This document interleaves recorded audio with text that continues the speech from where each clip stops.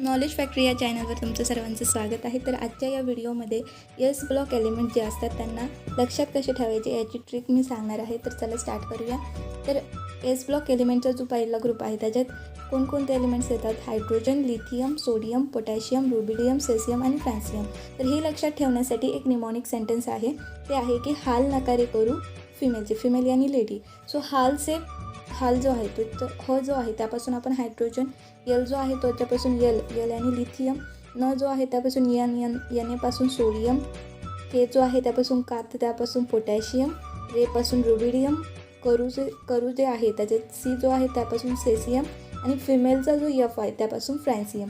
So हे जे sentence आहे हे जर तुम्ही 2-3 वेळा रिपीट केलं ना, सो तुमचा हा जो पहिला जो ग्रुप आहे तो इझिली लर्न होईल. सो निमॉनिक सेंटेन्स काय आहे की हाल नकारे करू फिमेलचे. नेक्स्ट जो ग्रुप आहे त्या ग्रुपमध्ये कोणकोणते एलिमेंट्स येतात? बेरिलियम, मॅग्नेशियम, कॅल्शियम, स्ट्रॉन्टियम, बॅरियम आणि रॅडियम. सो हे जे लक्षात ठेवण्यासाठी याचं निमॉनिक सेंटेन्स आहे, बेगम मुघलांच्या काळात सारसबागेत रमायची. पुण्याची सारसबाग तर सगळ्यांना माहीतच असेल.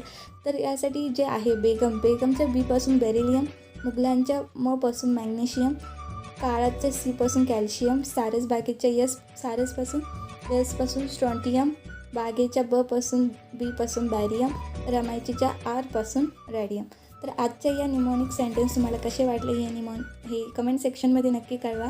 आणि तुमचं एक लाईक आणि सबस्क्रिप्शन आम्हाला पुढचा व्हिडिओ बनवण्यासाठी एनर्जी देते. सो जरूर चॅनलला सबस्क्राईब करा आणि लाईक बटनला पण दाबा. Thank you everyone.